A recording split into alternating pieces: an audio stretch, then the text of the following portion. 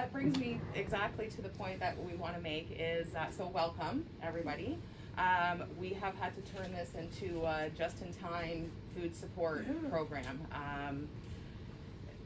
Basically, once COVID hit, we had to figure out another way to do it. It used to be a market style where people could come in and pick what they wanted.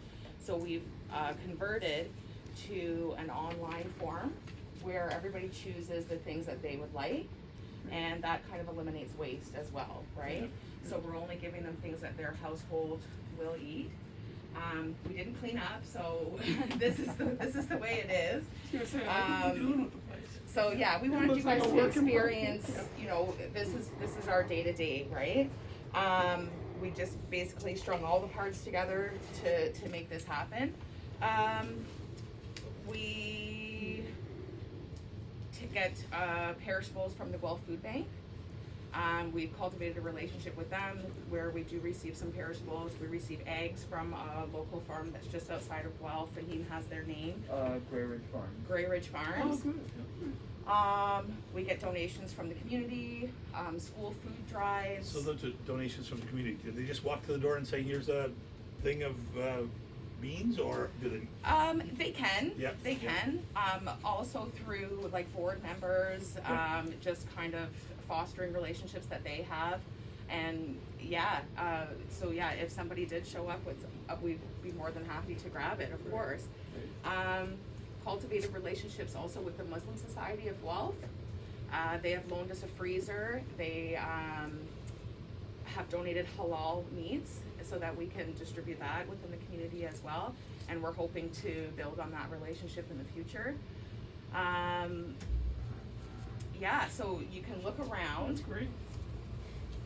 And what's something that you really need? Like that you always seems to be a like kids snacks, cereals, baby diapers, a freezer.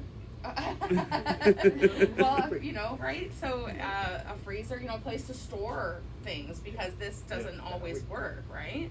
We do have access to the portable next door. We're not going to take you there because it's purely storage. We have half the portable, shelves on the walls, stocked full. We work closely with the Guelph Food Bank. We pick up food with them on a regular basis. They provide fresh bread every Wednesday before we do our deliveries. And as Brenda said, we are right now working once every 2 weeks with a order form.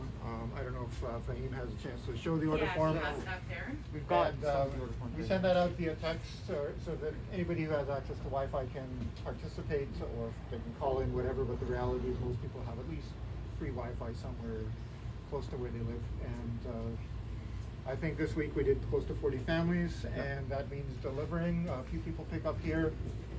We do some deliveries over there, and our next stop will be our largest drop-off place, because with this being on school property, we can't have people even coming here on a regular. At least last year, we couldn't have people coming here on a regular basis even picking up food. So we funded a freezer at the food bank last year.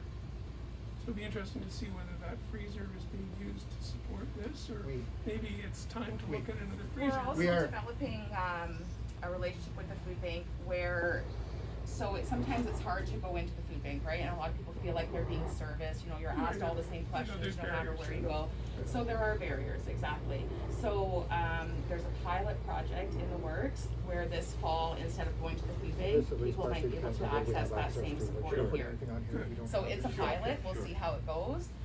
But it's just one of the other things that we're doing to help support the community. So we funded a freezer at the Seed Project as well.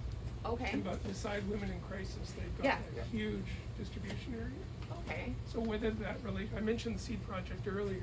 Yeah. I mean, that's more of a grassroots, where the food bank, they've got different protocols they have to use nationally. Right. But the Seed Project is more connected in. I mean, both are good projects.